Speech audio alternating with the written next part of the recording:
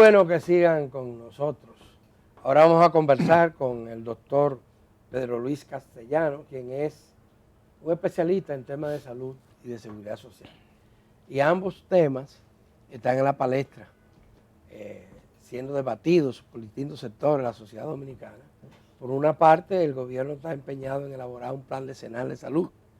Por otra, el Congreso Nacional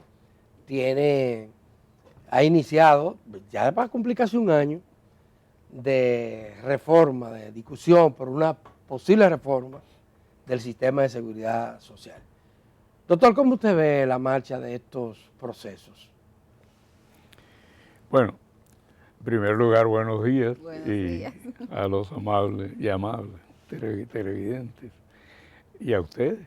Gracias. Por darme la oportunidad de compartir este importante programa.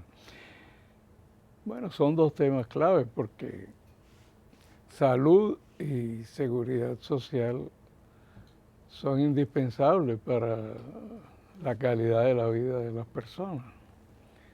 Salud y educación, además de trabajo, empleo, son los tres pilares básicos para mejorar la calidad de vida de las personas. Y se espera de los tres que sean herramientas para reducir las desigualdades sociales, o sea, la inequidad social. En los hechos, lo que ha acontecido lamentablemente, a pesar de que la reforma del 2001 nos entusiasmó a mucha gente con muchas promesas, y hay que reconocer que hay aspectos en los que ha habido avances desde el 2001, pero la verdad es que la mayoría de las promesas, bueno, no se han podido cumplir. Y hay cierta frustración en la población, porque se esperanzó, tuvo entusiasmo con la idea. El sistema de salud, que tiene muchas dificultades y muchas virtudes, su gran drama es que y es difícil entender por qué. No hay forma de que entienda la importancia de un buen primer nivel de atención y de organizar, como el Ministerio de Salud definió en 2012, organizar el sistema, por lo menos el público, por niveles de complejidad, pero con un buen nivel de atención, con capacidad resolutiva, con un enfoque de atención primaria, es decir, que sea proactivo, que no se limite a la demanda espontánea, en fin. Mientras no haya eso, va a ser difícil que el sistema público, por lo menos de salud, pero también el privado ni siquiera se piensa en desarrollar servicios. Vi un trabajo en estos días, lo estaba comentando, interesante que contradice lo que uno piensa a veces, que decía que el que más se debilita el sector público, también ocurre lo mismo en el sector privado, contrario a lo que uno pensaba, que la crisis del sector público fortalecía el sector privado. Pero resulta que aquí se han deteriorado los servicios a todos los niveles. Sí, ha aumentado el mercado, sin duda, para el sector privado. Claro, porque la oportunidad de negocio. El régimen, con la seguridad social, el seguro familiar de salud, ocurrió algo que obviamente no fue previsto así. Y es que el régimen contributivo terminó siendo una especie de régimen vinculado exclusivamente al sector privado. Privatizamos. Mientras que el régimen subsidiado quedó como que si fuera exclusivamente para la atención en el sector público o para los pobres. Privatizamos la seguridad social, en otras palabras. Entonces, no era así. O sea, se suponía, esa fue la base de la reforma, que el plan básico de salud era similar para todos. Y que lo único que se diferenciaba era de dónde salía el dinero. Los fondos. En un caso subsidiado, lo paga el Estado.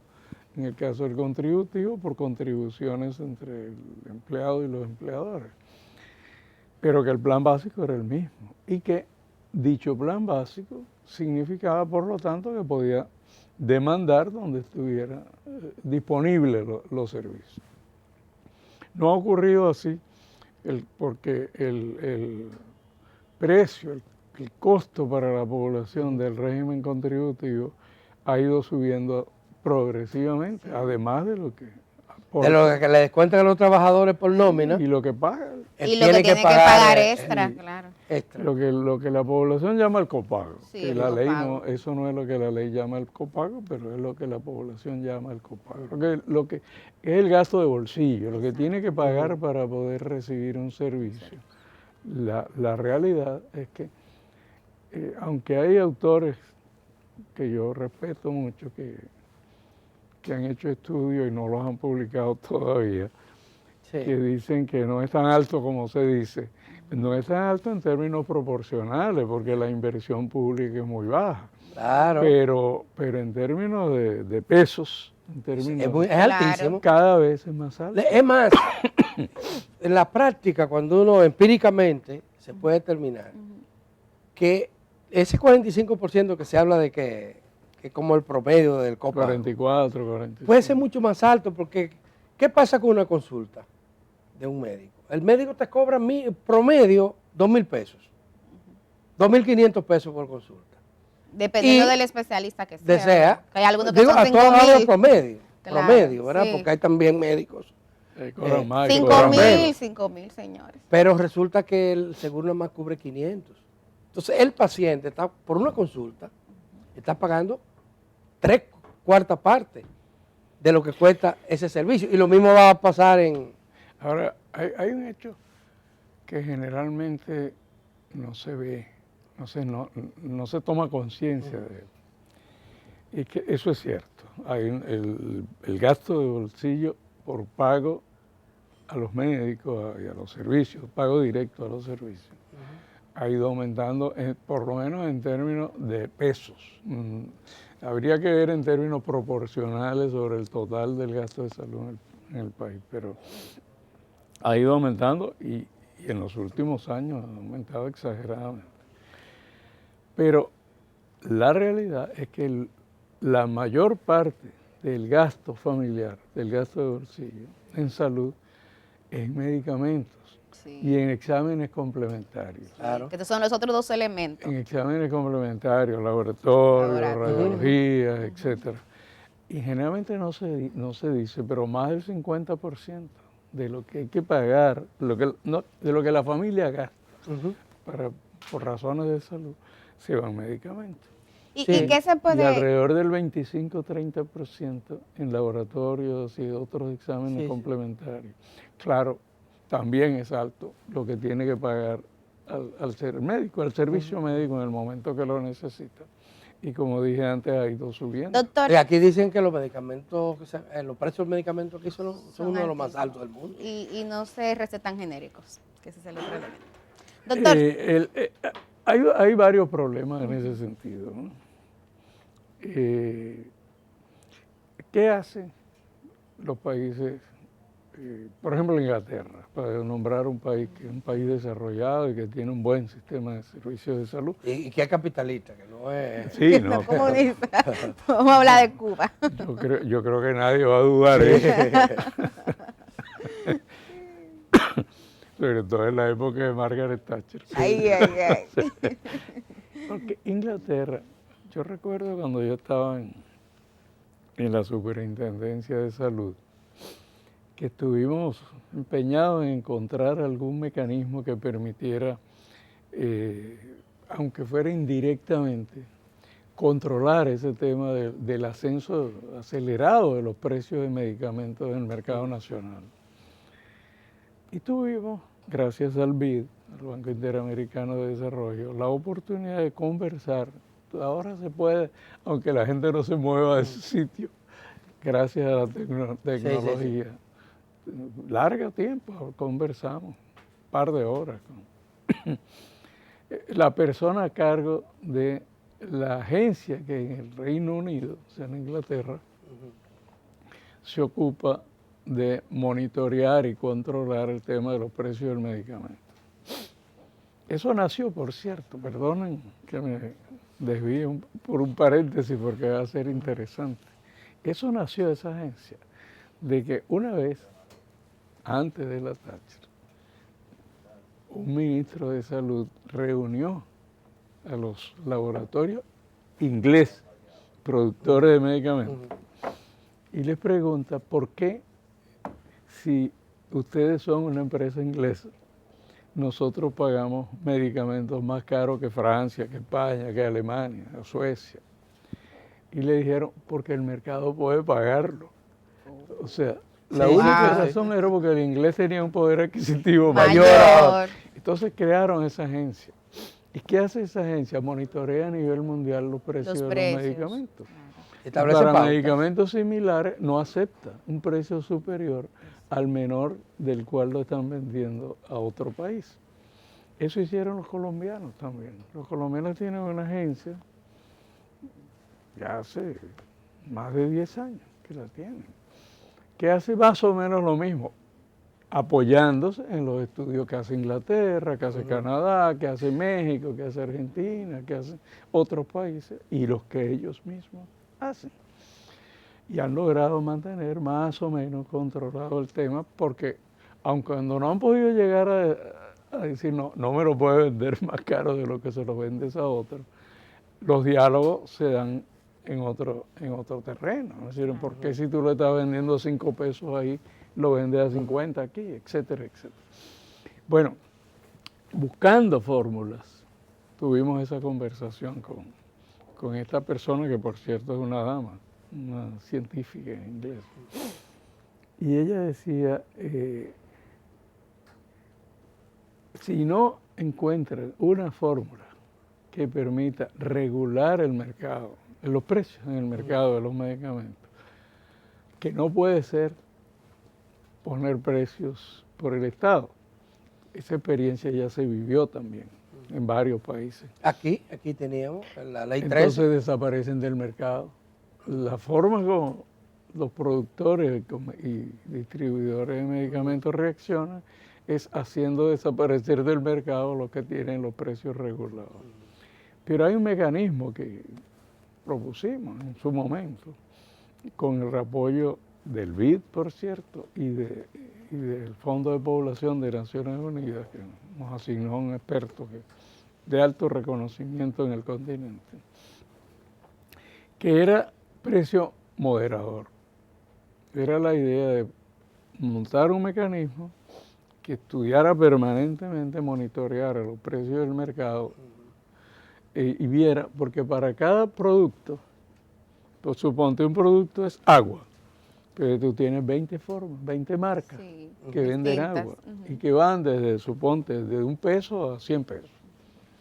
Para cada producto se pudiera conocer permanentemente ese rango de variación en el mercado. Y se trataba... Hay países que también regulan a través de los genéricos. Ahí voy. Esas son las otras 2 cosas que faltan. Pero uno que falta es el monitoreo del mercado. Claro. Que estoy diciendo, porque el rango es muy grande. Se supone que esa debería ser una función del Ministerio de Salud a través de su dependencia especializada en farmacia. Sí, el Ministerio de Salud y el de Industria y Comercio tienen que trabajar agarrados de la mano juntos en este tema. Pero ahora lo que está queriendo es eliminar más regulaciones. Y la idea era monitorear permanentemente esa banda y tratar de fijar un precio de referencia para la seguridad. ¿Por qué no se hizo, doctor? Bueno, no sé. Hay en este país hay cosas misteriosas que ocurren y nadie fue. Nadie fue, pero ocurren. Fíjate, lo otro que falta es lo que tú mencionaste. Este debe ser uno de los pocos países que quedan en el mundo. Debe ser uno de los pocos. No creo que haya en el mundo más de 4 o 5. Tal vez en África, no sé. Que los médicos recetan por marca comercial. En el recetario ponen la marca comercial. Hay países donde incluso está prohibido. Claro. Bueno, nosotros propusimos también, y no es porque fuimos nosotros, eso no es nada nuevo. Son políticas inclusive internacionales. Están probadas. Que ya que había colegas que tenían preferencia por una determinada marca, por la razón que sea. Usted sabe cuáles son Y esas sabemos razones. las razones. Entonces, que la pusieran, pero que pusieran entre paréntesis el principio activo o el nombre Componentes. internacional de ese producto, ¿no? Porque una de las razones por las cuales en la farmacia le dicen al afiliado, eso no está cubierto, es porque Es la marca. el médico lo puso de marca y el catálogo de medicamentos de la Seguridad No Social contiene esa está por marca. la denominación internacional, Sí, sí. que es como debe estar, o sea, como legalmente y es costumbre internacional. Entonces, cuando llegan, suponga que un medicamento se llama rojo comercialmente, pero en lo que contiene cloroquina.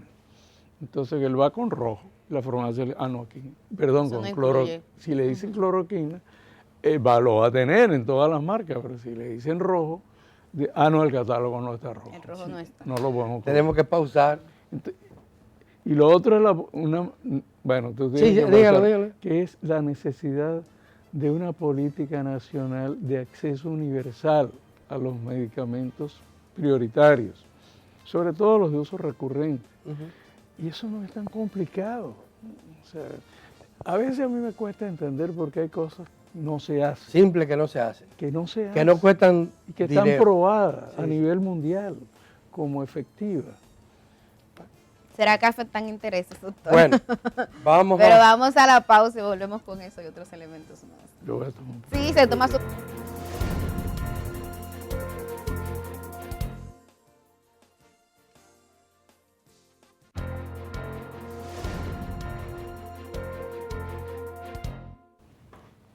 Gracias por continuar en Uno más Uno. Aquí estamos en una conversación bastante interesante de un tema de actualidad con el doctor Pedro Luis Castellano, quien es especialista en salud y en seguridad social y además un técnico de este tema.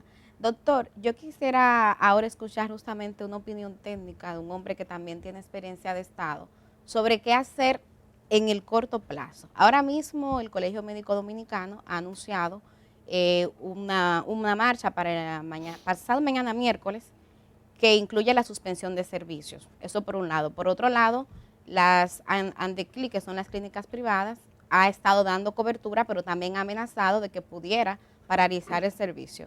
Y el gobierno ha convocado a varias mesas para el diálogo y no se llega a ningún acuerdo en lo inmediato. ¿Qué hacer? ¿Cuál sería la ruta que desde su punto de vista técnico deberíamos seguir como país para dar solución a un problema que cada vez se complejiza más, sobre todo para los usuarios, que son los grandes afectados?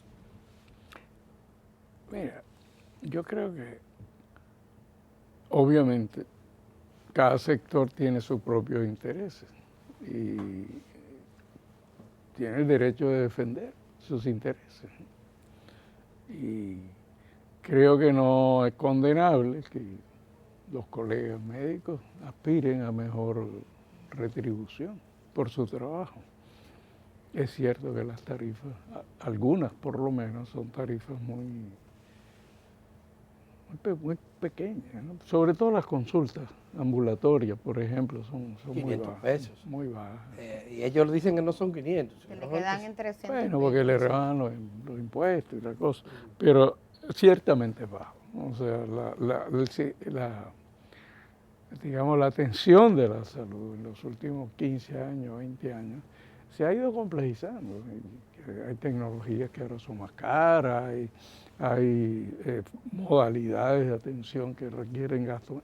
Creo que es justo que se revise periódicamente las tarifas que se otorgan y se pagan a los colegas. Además que está contemplado en la ley, esas Sí, revisiones sí, de acuerdo sí. a la inflación. Ahora, yo siempre tengo la preocupación de cómo se hacen los reclamos, porque en definitiva, y es lo que han declarado, siempre ha declarado el Colegio Médico, uno de sus intereses es defender la salud de la población.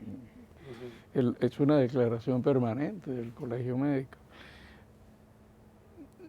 Yo creo que hay que tener mucho cuidado, porque se perjudica cuando se suspenden servicios a las personas que no pueden pagar en efectivo, pagar su servicio.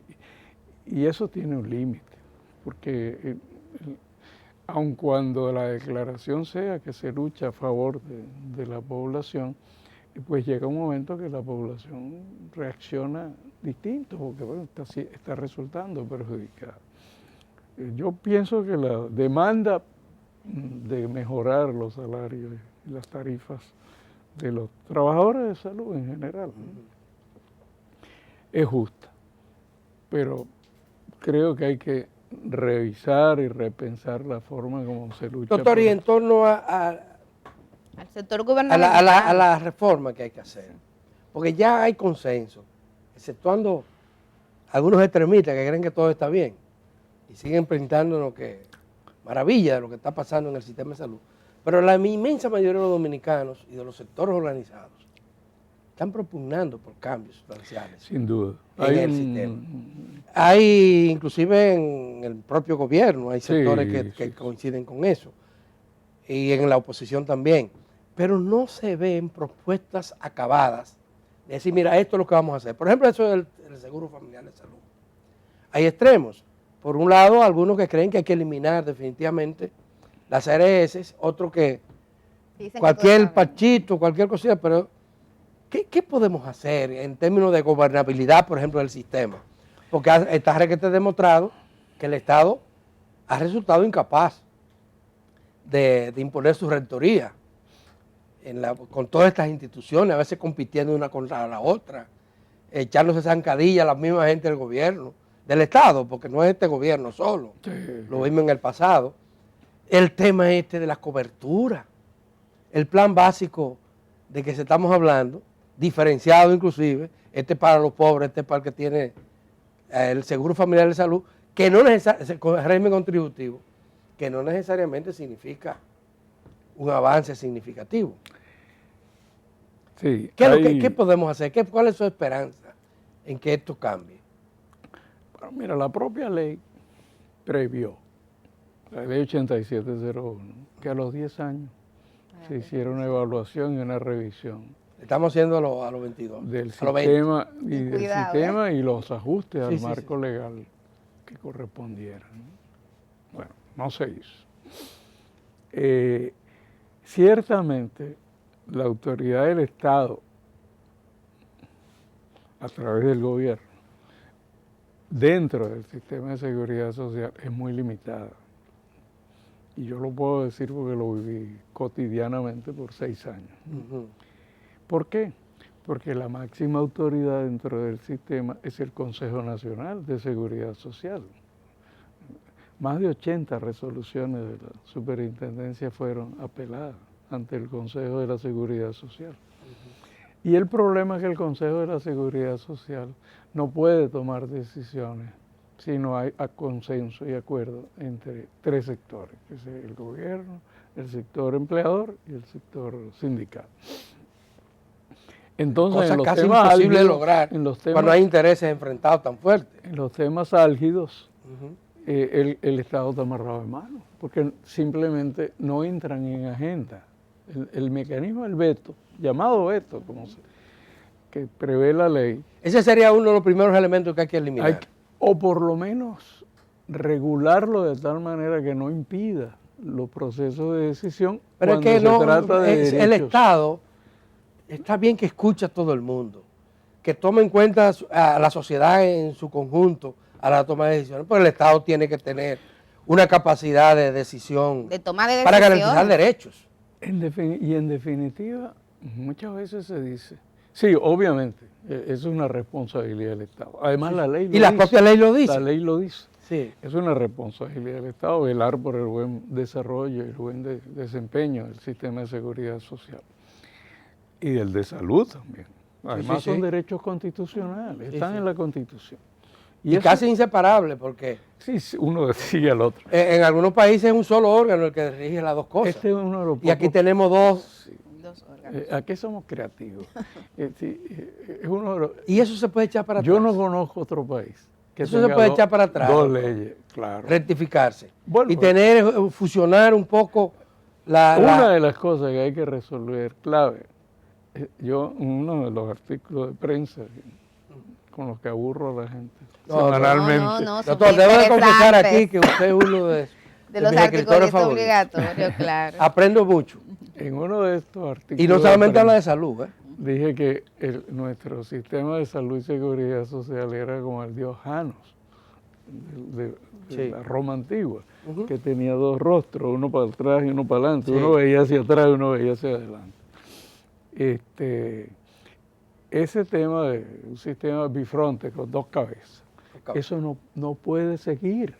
O sea, hay que encontrar la manera de que haya una sola autoridad superior Sí. en el campo de salud y de protección social, sea cual sea. Esa es una decisión que ya corresponde al Congreso, después de consultar Sí. a los distintos sectores. Pero la realidad es que no siempre se opera coordinadamente y a veces incluso hasta contradictoriamente. Esa es una de las cosas que hay que resolver. Otro, el mecanismo de toma de decisión del Consejo. Otro, el plan básico. O sea, plan básico de salud. Mire, lo que está vigente, que es el PDSS, que es el Plan de Servicios de Salud. Por cierto, que ahí está mi firma.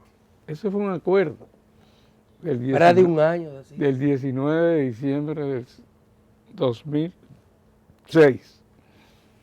Porque había sectores que se oponían tenazmente a que empezara el régimen contributivo.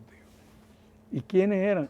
Los sectores aseguradores y las igualas médicas. Se oponían a que empezara el régimen contributivo. Y como una especie de forma de crear condiciones para que empezara. De arrancar con algo. Porque el principal argumento público que se esgrimía era que no había manera de saber cuáles tenían que ser las tarifas.